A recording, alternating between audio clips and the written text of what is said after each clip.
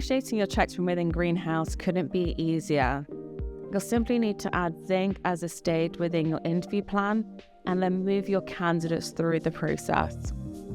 Once they land up on the automated reference with Zinc stage, you'll simply need to click on Send Test to Candidates, select the package that you would have pre-configured in the Zinc platform that best suits your candidates, and select the team member that needs to review the results. Once you click on Send Test, we'll automatically pull the candidate's email address and reach out to them by email to start the process. Once the candidate's checks have been completed, we'll notify you within Greenhouse under the stage Automated Reference with Zinc. You'll see Submitted Tests along with Automated Reference with Zinc and a link to the final report. This saves you from having to leave your applicant tracking software.